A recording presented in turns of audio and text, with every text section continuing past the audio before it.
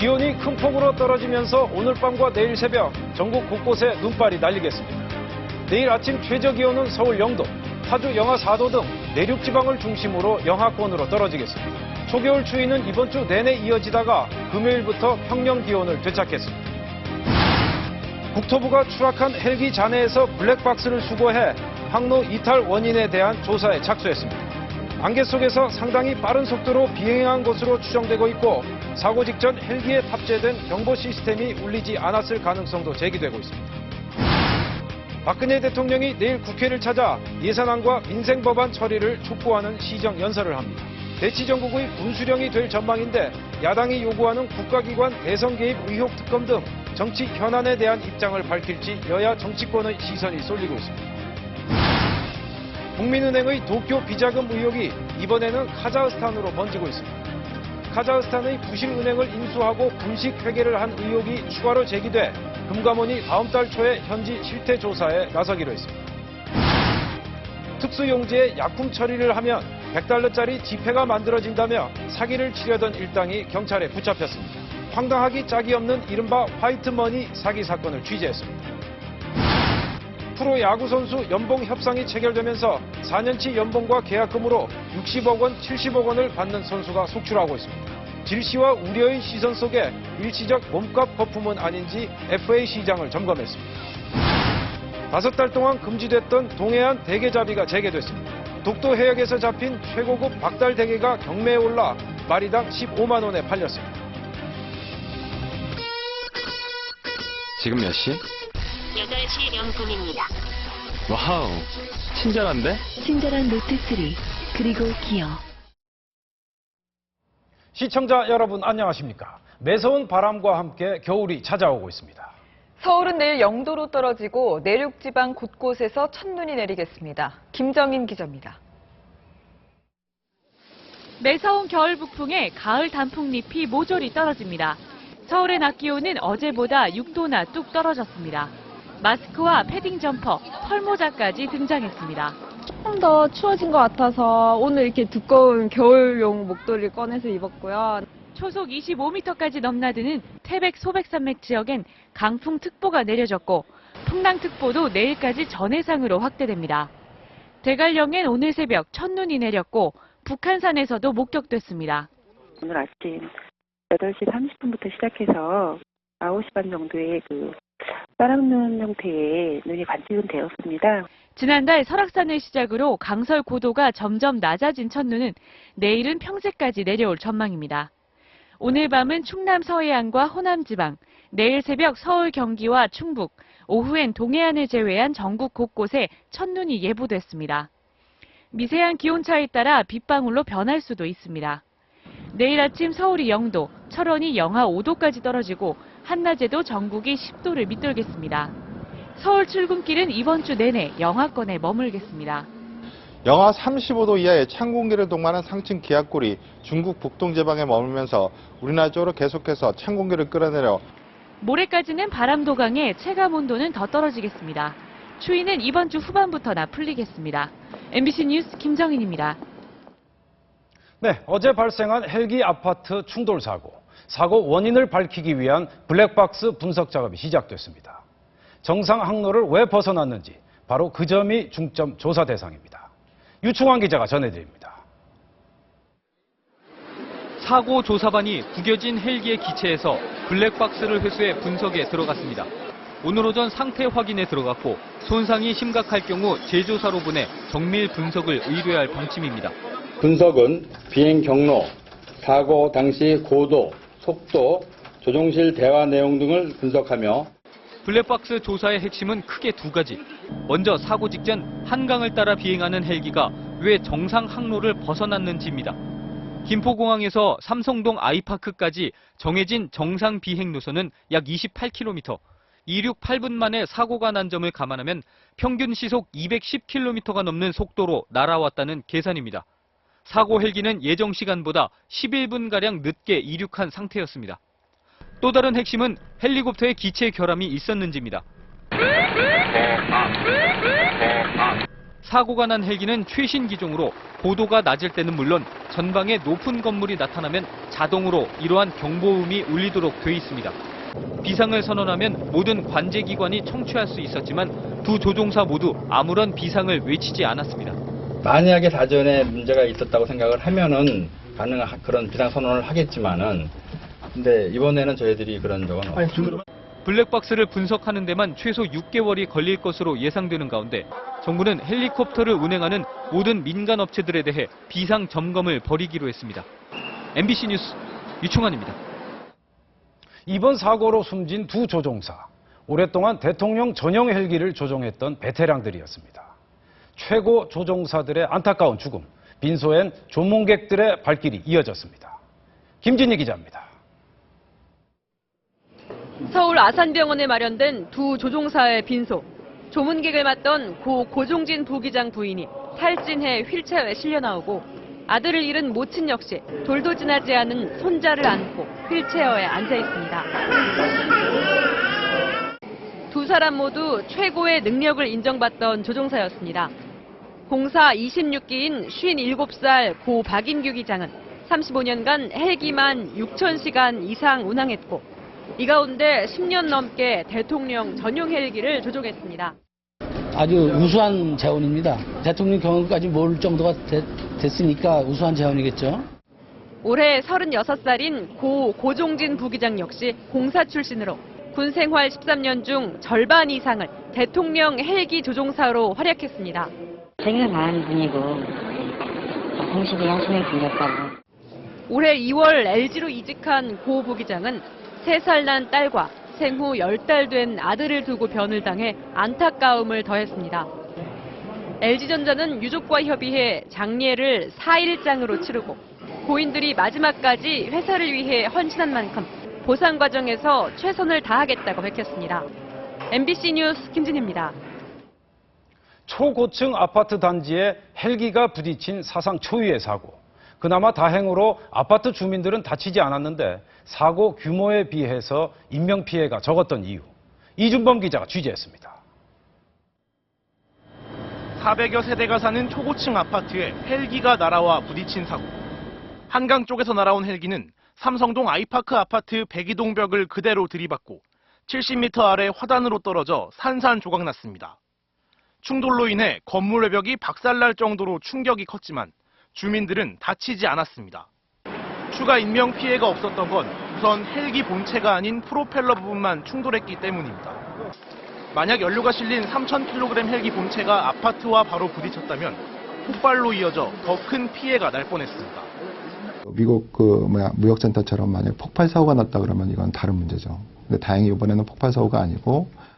또 헬기가 도로가 아닌 화단에 떨어졌고 추락 이후 기름이 샜지만 천만다행으로 불이 나지 않았던 점도 피해가 줄어든 이유입니다. 아스팔트나 시멘트에 떨어졌을 때보다는 담고 있는 탱크의 파손 정도가 적었기 때문에 화재로 발생하지 않았다고 볼 수 있습니다. 특히 헬기가 처음 부딪힌 아파트 23층과 24층은 마침 집주인들이 외출해 비어 있었고 피해를 본 21층부터 28층 3호 라인에 사는 주민들은 사고 당시 베란다 창문 근처에 있지 않아 화를 면했습니다. 오늘 사고 아파트에서는 깨진 유리창을 제거하고 임시 바람막이를 설치하는 등 본격적인 보수 작업이 시작됐습니다. MBC 뉴스 이준범입니다. 자, 그렇다면 서울 도심을 이동하는 헬기들은 규정대로라면 어떤 경로로 이동해야 하는 걸까? 김포공항에서 잠실 헬기 선착장까지 이동경 기자가 헬기를 타고 이동해봤습니다. 오늘 오후 김포공항. 점검을 마친 헬기가 곧바로 하늘로 떠오릅니다.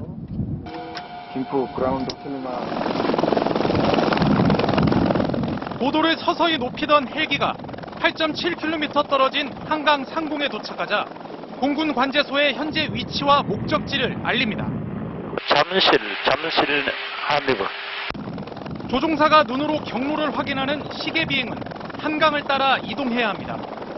한강다리 위를 기준으로 300m 고도를 유지하며 시속 180km 속도로 이동합니다. 시정거리는 20km가 넘었습니다. 만약 어제처럼 안개가 끼었다면 보통 시속 150km 아래로 운항합니다. 영동대교 부근에서 오른쪽으로 기수를 돌리니 헬기 사고가 났던 아이파크 건물이 한눈에 들어옵니다.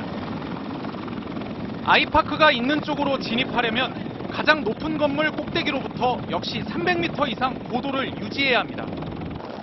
정상이라면 높이 150m의 아이파크 건물 역시 헬기 한참 아래에 있었어야 합니다. 청담대교를 넘어서자 잠실 헬기 선착장이 한눈에 들어옵니다. 고도를 낮춰 강 쪽에서 서서히 진입합니다. 시정 아주 좋습니다. 잠실 쪽에 와 있습니다. 정상 상황이었다면 이런 과정을 거쳐 10분이면 무난히 착륙했어야 할 헬기지만 사고 헬기는 한강에서 훨씬 더 오른쪽으로 기술을 틀었고 정상 고도보다 낮게 비행하다 아파트와 충돌했습니다. MBC 뉴스 이동경입니다. 내일 박근혜 대통령이 국회를 찾아 시정연설을 행합니다. 국가기관의 대선 개입 의혹 등 여러 문제를 놓고 여야 대치가 고조되어 있는 만큼 정치권의 이목이 집중되고 있습니다. 김지훈 기자입니다. 박근혜 대통령은 내일 시정연설에서 새 예산안과 민생 법안 등에 대한 조속하고도 초당적인 협조를 요청할 것으로 알려졌습니다. 예산안의 국회 제출에 맞춰 정부의 정책 기조와 국정 운영의 방향을 밝히는 것이 시정연설인 만큼 이런 원칙에 충실한다는 것입니다. 협조를 구하는 자리인 만큼 여야가 진지하게 경청하는 자리가 되기를 바랍니다. 민주당 등 야권의 특검 도입 주장 등에 대해서는 수사 중인 사안인 점 등을 감안한 원칙적인 입장을 밝힐 가능성이 높습니다. 민주당은 국가기관 선거 개입 의혹 규명을 위한 특검 도입 등을 거듭 요구했습니다. 이제 대통령의 결단만 있으면 됩니다. 어떤 의혹도 그냥 덮을 수 없으며 역대 대통령 시정연설에서 논란이 된 예우 문제와 관련해 민주당은 일단 예우를 갖춘다는 입장이지만 최종 방침은 내일 연설 직전에 정하기로 했습니다. 국회에서 단식 농선 중인 통합진보당은 예의를 지키되 단호한 목소리를 내겠다고 밝혀 어떤 형태로든 항의 의사를 보일 것으로 예상됩니다. MBC 뉴스 김지훈입니다. 사설 관광농원에서 70대 사육사가 자신이 돌보던 반달 가슴곰에게 갑자기 공격을 받아 숨졌습니다. 곰은 사살됐습니다. 박주연 기자입니다. 제주도 중산간에 있는 관광농원의 곰 사육장. 직사각형 모양의 사육장 울타리 한쪽 바닥에 철제 사다리가 통째로 부러진 채 널브러져 있습니다.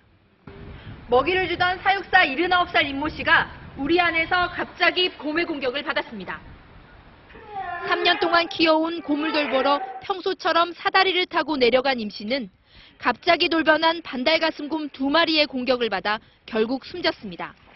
청소하고 먹이 주는 시간인데 이제 물대포를 쌓으면 청소를 하다 보면 어디가 좀 물이 안 되게 있으니까 내려가서 청소하다 그랬는가 보이는 거다. 긴급 출동한 경찰이 권총과 소총으로 반달곰을 사살했습니다. 4년 전부터 이곳에서 사육돼 온 반달곰들은 나이가 8살로 길이 150cm에 몸무게가 150kg가량입니다. 곰들은 먹이를 주는 관광객들에게 재롱을 부려 평소 인기가 많았습니다. 곰을 오랫동안 키워왔더라도 맹수의 종류이기 때문에 일단 격리 조치를 우선 한 다음에 경찰은 업체 측을 상대로 업무상 과실 여부가 있는지 조사하고 있습니다. MBC 뉴스 박주연입니다. 10달 동안 엄마 뱃속에서 함께 했기 때문일까요? 세상에 갓 나온 쌍둥이가 서로 떨어지지 않고 꼭 껴안고 있는 영상이 공개돼 화제입니다. 눈도 아직 뜨지 못한 아가들의 사랑스러운 모습 함께 보시죠. 김정환 기자입니다. 갓 태어난 쌍둥이 남매가 얼굴을 맞대고 팔과 다리로 꼭 껴안고 있습니다.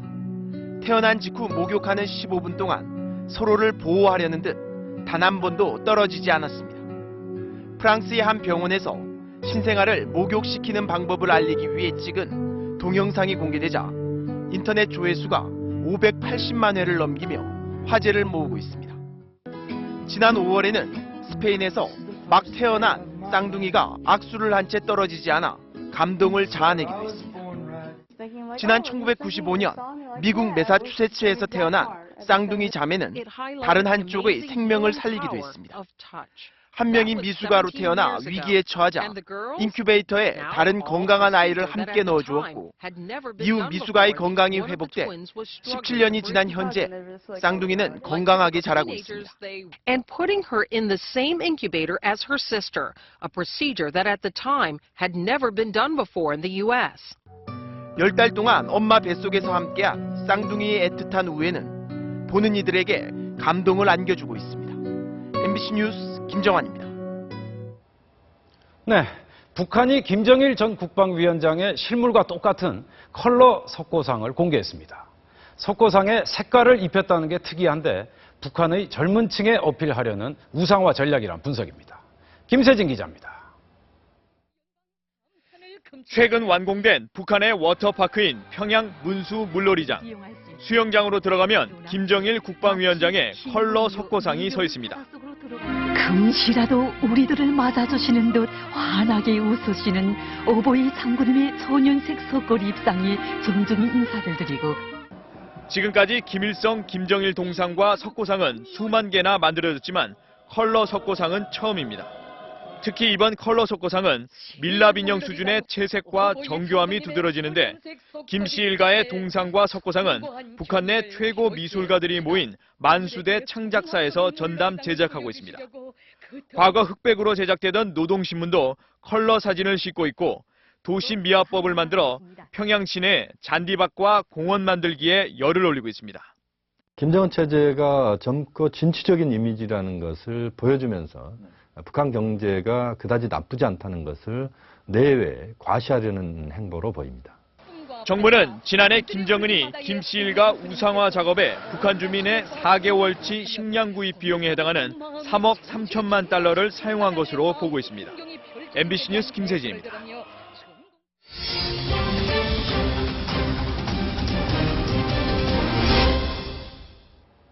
요즘 프로야구계에서 자유계약 선수들이 무더기로 쏟아져 나오면서 수십억 원대를 넘나드는 초대형 계약 소식으로 연일 뜨겁습니다. 오늘 뉴스플러스에선 프로스포츠 고액 연봉의 실태를 살펴봤습니다. 먼저 임명현 기자가 보도합니다.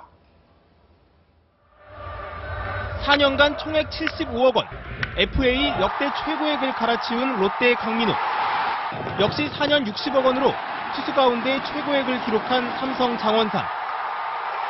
여기에 원 소속 구단의 구애를 뿌리친 선수들도 시장에 나오기가 무섭게 초대형 계약의 당사자가 됐습니다. 이렇다 보니 벌써 역대 고액 자유계약 선수 대부분이 올해 FA 선수들로 물갈이됐습니다.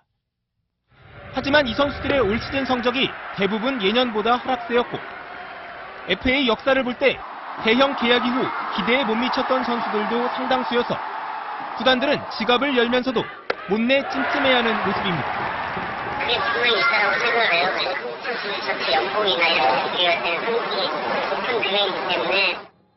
하지만 FA 시장 활성화가 선수들에게 강한 동기를 제공하고 스타들의 유출을 막아 리그의 질을 끌어올릴 거란 반론도 만만치 않습니다. 단기적으로 보면 뭐냐, 선수들은 우리 선수들은 계속 외국으로 갈라 그럴 거예요.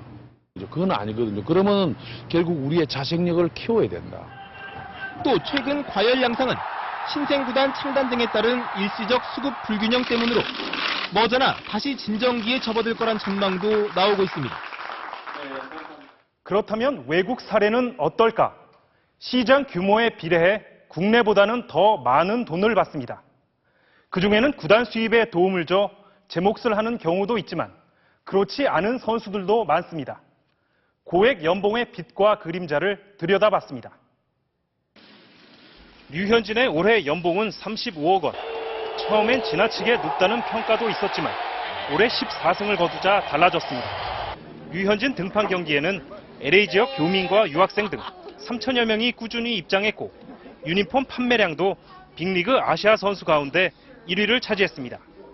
올 시즌 류현진의 연봉보다 3배 많은 117억 원을 받은 에이스 커쇼는 25살의 나이에 생애 2번째 싸이 영상을 수상했고 성실한 자기관리로 구단 이미지까지 끌어올렸습니다. 이런 선수들 덕에 다저스의 2개권 이후 수입은 내년부터 25년간 8조 7천억 원이나 됩니다. 물론 실패 사례도 있습니다. 약 300억 원의 연봉을 받는 양키스의 알렉스 로드리게스는 약물 복용 혐의로 211경기 출장 정지를 당하면서 먹튀로 전락했습니다. 계약에 따라 연봉은 고스란히 지급되기 때문에 구단에 엄청난 부담입니다. 결국 고액 연봉은 엄밀하게 실력만으로 산정되는 게 아니라 상징성과 대중적 인기, 트레이드 가치 등이 복합적으로 반영되기 때문에 종종 거품 논란을 불러일으키고 있습니다. MBC 뉴스 김한석입니다. 속이 꽉 찬 동해안 대게. 생각만 해도 먹음직스러운데 이 동해안 대게잡이가 재개되면서 항구마다 활기가 넘치고 있습니다. 한기민 기자가 현장 다녀왔습니다. 이른 아침 만선의 대게잡이 어선이 항구에 들어오자 대게 위판장에 활기가 돕니다. 선창에서 꺼내자마자 꿈틀거리는 대게에 국내산 최고급 대게라는 품질을 보증하는 황금색 반지가 채워졌습니다. 경매사의 구성진 목소리에 중매인들의 손놀림이 바빠집니다. 배 한 척이 닷새 동안 잡은 대게는 4,700여 마리. 마리당 평균 2, 3만 원씩 7천만 원에 위판됐습니다. 박달나무처럼 속이 꽉 차 으뜸으로 꼽히는 이 박달대게는 15만 원에 팔렸습니다. 오늘 운이 좋아서 지금 경매하는 것도 좀 보고 맛있게 대게 먹고 우리가 추억을 쌓고 가려고 합니다. 5달 동안 금지됐던 대게잡이는 이달부터 독도 공동 어로구역부터 재개됐습니다. 아직 시기가 이래서 그런지 몰라도 다음 달부터는 많이 잡힐 걸로 기대하고 있습니다. 다음 달부터는 연안 대게잡이도 재개돼 본격적인 대게철이 시작될 예정입니다. MBC 뉴스 한기민입니다.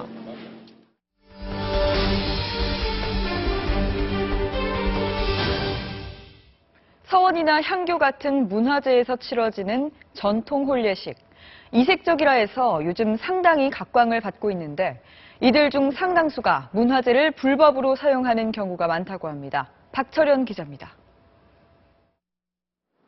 임진왜란 당시 나라를 지키다 전사한 충신들의 위패를 모신 부산의 충렬사. 경건한 마음으로 참배하라는 표지석 한쪽에서 대형 스피커까지 동원한 전통 혼례가 한창입니다. 부탁해자 신랑 신부는 예를 갖춰 자리에 앉으십시오. 전통 혼례를 주선하는 것은 웨딩업체. 지금 저희가 하는 데가 그 김해강릉이랑 여기 충렬사 동민향교를 250에서 300에서 350까지 하고요. 이렇게 문화재를 이용한 영리사업을 하려면 문화재위원회의 사전 허가가 필요합니다. 하지만 충렬사 전통혼례식은 10년 넘게 단 한 번도 허가를 받은 적이 없습니다. 사실 지금까지 저희들은 그게 이제 현상 경력 대상이 저희들은 된다라고 판단을 예전까지 안 했던 거죠. 충렬사 같은 지방문화재만이 아닙니다. 국가지정문화재인 성균관 명륜당과 운영궁에서도 얼마 전까지 무허가 전통혼례식이 진행되어 왔습니다. 문화재에서 전통 혼례를 할 수도 있겠습니다. 그러나 허가도 받지 않고 특정 업자의 돈벌이에 이용되는 건 대단히 심각한 문제라고 생각합니다.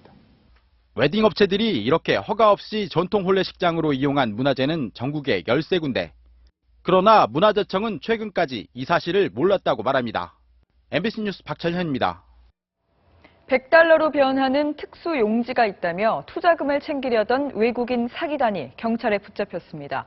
이른바 화이트머니를 이용한 속임수 범죄인데요. 오현석 기자입니다. 가방에 흰 종이가 가득 들어 있습니다. 이 흰 종이에 적외선 감지기를 갖다 대니 $100 지폐 문양이 보입니다. 사기범들이 화이트머니라 부르는 달러 만드는 복사용지입니다. 이번엔 이 화이트머니 2장 사이에 진짜 달러 지폐 1장을 끼워 놓고 양쪽에 솜으로 요우드액을 바릅니다. 그런 다음 물속에 잠깐 담갔다가 뺐더니 원래 1장이던 달러가 3장이 됩니다. 어떻게 된 걸까? 과정을 천천히 재현해보니 요우드액을 바를 때 쓰는 솜에 진짜 달러 2장을 미리 끼워 놓고 종이가 달러로 바뀐 것처럼 눈속임을 한 것을 알 수 있습니다. 35살 프랑스인 등 외국인 일당 3명은 이런 손기술로 귀화 외국인을 속이고 투자금을 받아내려다 붙잡혔습니다. 여기까지 가져오면 내가 입법까지 먼저 쓸 수 있어. 적외선 감지기를 대면 달러 문양이 나타난 것도 흰색 잉크로 $100 무늬를 종이에 그려놨기 때문이었습니다. 실제 어두운 상태에서 이 자외선 감별기로 이걸 비춰주면은 이게 달러처럼 다 보입니다. 점점 방법이 업그레이드 되고 있습니다. 경찰은 이들이 국제 사기 조직과 연계됐는지 조사하고 있습니다.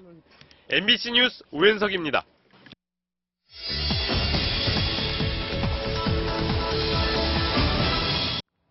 누구나 예상치 못한 사고로 크게 다칠 수 있습니다. 그런데 이렇게 다친 중증 외상 환자 10명 중 3명 이상이 충분히 살 수 있는데도 목숨을 잃는다고 합니다. 외상 전문 병원과 인력이 턱없이 부족하기 때문인데요. 권희진 기자가 집중 취재했습니다. 충돌 사고로 크게 다친 트럭 운전사 64살 이모 씨의 심장은 멈춰 있었습니다. 뛰어요. 뛴다. 가까스로 심장을 뛰게 하고 응급수술을 시작했지만 너무 늦었습니다. 잡으면 너무 힘드실 것 같아서 그냥 쉬게 해주세요. 52살 노동자 김모 씨. 내장이 파열돼 배에 피가 가득 찬 채 외상 전문 병원에 실려왔습니다. 김 씨는 일하다 중장비에 상체가 깔리는 사고를 당했습니다. 이 공간이 상당히 좁죠? 그러니까 사람이 많이 이렇게 그러니까 눌린 상태였죠. 사고 직후 김 씨는 외상 전문 병원이 아닌 가장 가까운 인근 병원으로 옮겨졌습니다. 그리고 2시간 동안 갖가지 검사와 응급처치를 받았습니다. 그러나 외상 환자의 생사를 가르는 골든타임 1시간을 훌쩍 넘겨 3시간이 지나서야 외상 전문 병원에서 수술을 받기 시작했답니다. 빨리 왔다고 해서 살 수 있겠느냐 하면 사실은 뭐 그거는 다른 얘기긴 하겠지만 적어도 그런 기회조차도 받지 못한다는 건 굉장히 불행한 일이죠. 중증 외상 환자는 가까운 병원보다는 전문 인력과 장비가 갖춰진 외상 전문 병원으로 먼저 옮겨야 한다는 원칙이 지켜지지 않는 것입니다. 게다가 우리나라는 OECD 국가로는 유일하게 중증 외상 환자를 위한 거점 병원도 없습니다. 작년부터 정부가 9개 거점 병원을 선정해 지원하기 시작한 단계일 뿐입니다. 그 피해는 주로 사고에 쉽게 노출되는 현장 노동자들에게 돌아갑니다. 2010년 표본 조사에서 외상이 원인인 육체 노동 사망자 수는 사무직의 3배 이상으로 나타났습니다. 그런 분들은 정책 결정에 아무 영향을 못 미치는 분들이 많으세요. 선거하는 날에도 아마 일하셨을 것 같다 이런 생각을 갖게 하는 분들이 더 많으세요. 보건복지부가 발표한 우리나라 외상 환자의 예방 가능 사망률은 35%. 갑작스런 사고로 다친 환자 10명 중 적어도 3명 이상은 살 수 있는데 죽었다는 뜻입니다. MBC 뉴스 권희진입니다. 한 50대 여성 세터민의 운명이 기구해도 너무 기구합니다. 탈북을 하다 두만강에서 첫째 딸을 잃었고 천신만고 끝에 한국에 정착했는데 얼마 전 둘째 딸마저 살해되고 말았습니다. 불행은 한꺼번에 오는 걸까? 이 세터민은 암까지 걸려 현재 투병 중입니다. 김인성 기자가 취재했습니다. 강원도 강릉에 사는 세터민 54살 이모 씨는 몇 년 전 북한을 탈출하기 위해 목숨을 걸고 두만강을 건너던 중 차디찬 얼음물 속에 첫째 딸을 잃었습니다. 첫째 딸을 가슴에 묻은 지 불과 몇 년, 이번에 또다시 청천벽력 같은 일이 생겼습니다. 둘째 딸 29살 윤모 씨가 실종 석 달 만에 동거남에게 살해돼 야산에 버려진 시신으로 발견됐습니다. 가슴이 찢어지지요. 내가 동생이 딸이 하나밖에 없잖아요. 하나는 두만강물에 빠져죽고 이거는 계속 사진이라도 맹했잖아요. 경찰은 윤 씨를 살해한 동거남 28살 최모 씨를 검거해 어제 구속영장을 신청했습니다. 어머니 이 씨는 33제곱미터 크기의 임대 아파트에 살고 있는데 현재 대장암과 싸우고 있습니다. 당장 병원비와 생활비를 걱정해야 하는 상황에 500만 원 넘게 들 것으로 보이는 둘째 딸의 장례 비용은 엄두도 못 낼 처지입니다.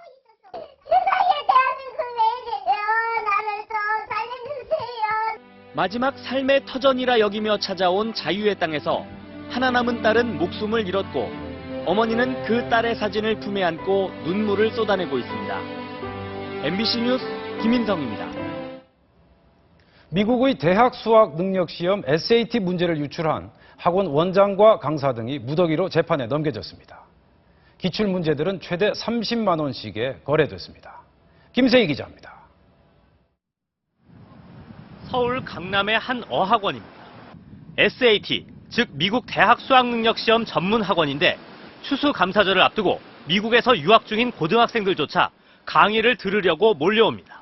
선생님, 제가 지금 SAT를 주관하는 데고 문제를 내는 데가 그런 거 가지고 그래서 많이 피죠. 다 하게 되면 시간 정도? 포털 사이트에서 SAT 기출 문제만 검색해봐도 문제를 팔겠다는 글들을 쉽게 찾을 수 있습니다. 검찰은 SAT 문제를 불법 유출한 혐의로 학원 원장과 강사 등 21명을 기소하고 1명은 군 검찰로 이송했습니다. 검찰에 따르면 이들은 시험장에 몰래 카메라를 가지고 들어가 문제를 촬영하거나 문제들을 외워오는 방법 등으로 문제를 빼냈습니다. 이렇게 빼낸 문제들은 30만 원까지 거래됐고 한 브로커는 350차례에 걸쳐 문제를 팔아 2억 2천만 원을 챙긴 것으로 드러났습니다. 유출 브로커에 대해서 대한 계좌에 대해서는 직업정지 요청을 하고 그 범죄 수익을 환수할 생각입니다. 이처럼 우리나라에서 SAT 문제 유출이 계속 이어지자 미국은 지난 7월 1년에 6번 치르던 시험을 4번으로 줄였습니다. MBC 뉴스 김세입니다. 필리핀 태풍 피해 지역에 파견된 우리 정부 구호팀. 각종 첨단 장비로 본격적인 구조 활동에 들어갔습니다. 현지에서 김민욱 기자입니다. 우리 119 구조단이 소형 무인 헬기를 띄웁니다. 사람이 접근하기 어려운 해안가의 폐허 더미를 날며 수색 작업을 벌입니다. 구조대원들이 지상으로는 접근이 불가능하니까 저 드론 장비를 띄워서 한번 서치를 하는 겁니다. 이어 구명보트가 출동하더니 잠시 뒤 희생자 시신 2구를 찾아 돌아옵니다. 반나절 만에 수습한 시신만 8구입니다. 우리 구조대는 오늘 태풍 피해가 제일 극심한 타클로반 해안가에서 본격적인 실종자 수색과 시신 수습에 나섰습니다. 타클로반 시내 세인트폴 병원. 우리 의료진이 엑스레이 촬영기와 초음파 진단기 등을 동원해 진료를 시작하자 어린이를 비롯해 주민들의 발길이 끊이질 않고 있습니다. Your team for giving the medicines for us here in Tacloban City. Thank you very much. 민간 구호단체도 이재민들의 대피소를 직접 찾아가 의약품을 처방하며 분주한 하루를 보냈습니다. 와서 보니까 너무 제한 정도가 심한 것 같아요. 각종 첨단 장비를 갖춘 우리 구조대와 의료팀은 오는 24일까지 열흘 동안 본격적인 구호 활동을 벌입니다. 타클로반에서 MBC 뉴스 김민욱입니다. 금융당국이 국민은행 도쿄 지점에 이어서 이번에는 국민은행이 지분을 인수한 카자흐스탄의 한 은행에 대해서도 조사에 나섰습니다. 이 은행은 돈 세탁 정황까지 포착된 것으로 알려졌습니다. 신정현 기자입니다. 5년 전 국민은행은 카자흐스탄 6위 은행인 센터 크레디트 은행을 인수했습니다. 하지만 불과 2년 뒤 이 은행은 부실 대출 등으로 수천억 원대 적자를 기록했고 인수를 결정한 강정원 전 행장은 중징계를 받았습니다. 초기에 투자를 잘 알지도 못하면서 한 거예요. 정말 잘못된 투자였죠. 3년이 지난 지금 부실 규모는 오히려 더 커졌습니다. 올봄 현장 실사를 진행한 회계법인은 지분 41.9%를 1조 원 가까이 주고 사들인 이 은행의 장부 가치가 현재 400억에서 1,400억 원 수준에 불과하다고 보고했습니다. 이런 상황에서 카자흐스탄 금융당국은 센터 크레딧 은행이 회계와 내부 통제 등에서 여러 법규를 위반해 징계를 검토 중이라고 우리 금융당국에 통보해왔습니다. 지난 3월에는 돈 세탁 정황이 포착돼 한 달간 외환부문 영업정지 처분을 받은 적도 있습니다. 부실과 비리 의혹이 커지자 금융감독원은 다음 달 초 현지를 방문해 실태 점검을 벌이기로 했습니다. 실무 차원에서의 현황 파악과 아울러 고위 관계자들이 BCC 은행에 대해서 어떻게 생각을 하고 있는지를 직접. 도쿄 지점의 비자금 조성 의혹으로 시작된 국민은행에 대한 감사가 전방위로 확대되고 있습니다. MBC 뉴스 신정현입니다. 범야권 정치 원로와 시민사회 인사들이 참여한 민주화 평화를 위한 국민동행이 권노갑, 김덕용, 정대철 전 의원 등이 참석한 가운데 오늘 출범했습니다.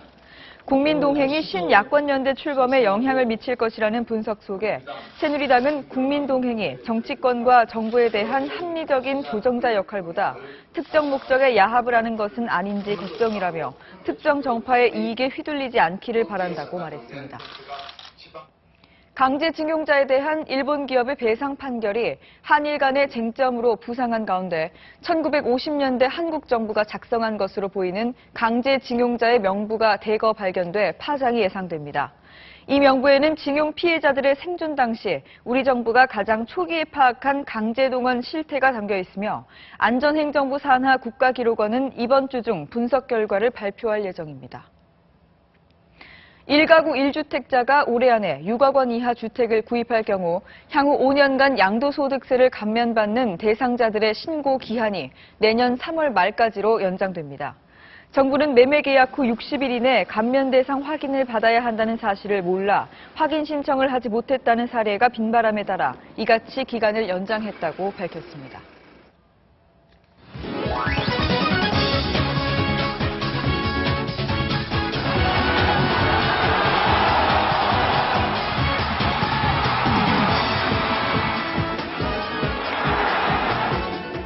안녕하십니까. 스포츠 뉴스입니다. 일본이 피파 랭킹 8위 네덜란드와의 평가전에서 2대2로 비겼는데요. 네덜란드가 그야말로 혼쭐이 났습니다. 축구 소식 정규묵 기자가 정리했습니다. 수비수 실수로 반더바르트에게 선제골을 내주고 로벤의 전매 특허인 왼발 슛에 추가골을 얻어맞을 때만 해도 패색이 짙었지만 일본은 전반 종료 직전 오사코 유야의 만회골로 따라붙었습니다. 그리고 후반 15분 환상적인 패스 연결을 혼다가 논스톱 슈팅으로 마무리했습니다. 이후부터 일본의 일방적인 공세에 네덜란드가 진땀을 뺐지만 경기는 무승부로 끝났습니다. 월드컵 아프리카 최종 예선에선 나이지리아가 에티오피아를 2대0으로 물리치고 2승으로 브라질행 티켓을 획득했습니다. 코트디부아르도 3회 연속 본선 진출에 성공했습니다. 수비까지 적극 가담한 드록바가 파울을 범해 페널티킥 선제골을 내줬지만 후반 추가 시간 칼루의 동점골로 무승부를 기록해 합계 1승 1무로 본선 진출을 확정했습니다. 한편 K리그에선 서울이 에스쿠데로의 극적인 동점골로 인천구와 2대2로 비겼고 수원은 부산의 덜미를 잡혀 4위 서울과의 격차를 좁히는 데 실패했습니다. 그룹 B에선 13위 대구와 최하위 대전이 나란히 승리를 거두며 1부 리그 잔류를 향한 불씨를 살렸습니다. MBC 뉴스 정규목입니다. 빙속여제 이상화 선수 하루 만에 자신이 작성한 세계 기록을 다시 깨면서 올림픽 2연패의 기대감을 높였는데요. 정희석 기자가 전해드립니다. 이상화의 적수는 이상화뿐이었습니다. 이상화는 스피드스케이팅 월드컵 2차 대회 500m 2차 레이스에서 어제 자신이 세운 세계 신기록을 0.21초나 앞당기며 36초 36 만에 결승선을 통과했습니다. 지난 1월 36초 80의 이정표를 세운 것을 시작으로 올해에만 4차례나 기록을 갈아치웠습니다. 소치 올림픽을 80여일 앞두고 기록 단축의 속도를 높인 이상화는 이변이 없는 한 올림픽 2연패를 예약했습니다. 쇼트트랙의 심석희도 월드컵 10개 대회 연속 금메달 행진을 이어가며 소치 올림픽을 향한 쾌속 질주를 이어갔습니다. 프로농구 LG와 모비스는 말 그대로 혈전을 펼쳤습니다. 4쿼터 마지막까지 이어지던 팽팽한 접전은 김실의 연속 5득점과 제퍼슨의 덩크에 균형이 깨졌습니다. 1년여 만에 모비스를 꺾은 LG는 모비스와 공동 2위로 어깨를 나란히 했습니다. 프로배구 현대캐피탈은 천안 홈에서 LIG 손해보험을 24경기 연속 원정 패배에 빠뜨리며 2위로 뛰어올랐습니다. LA 다저스 류현진 선수는 팬 사인회를 통해 한국 팬들과 유쾌한 만남의 시간을 가졌습니다. MBC 뉴스 정희석입니다. 오늘 서울 광화문에서 여의도까지 10km 달리기 대회가 열렸는데요. 무려 3만 명의 인파가 몰렸습니다. 오늘의 영상으로 만나보시죠.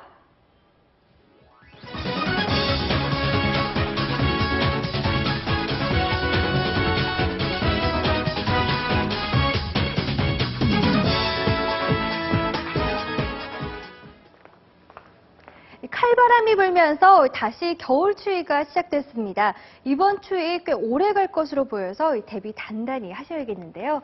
우선 내일 아침은 서울 지방 기온이 0도까지 떨어지겠고요. 화요일인 모레부터는 영하 2도 등 본격 영하권으로 들어서기 시작해서 절기 소설인 금요일까지 이렇게 영하의 추위가 계속될 것으로 보입니다. 또 내일은 전국 곳곳에 첫눈 소식이 있습니다.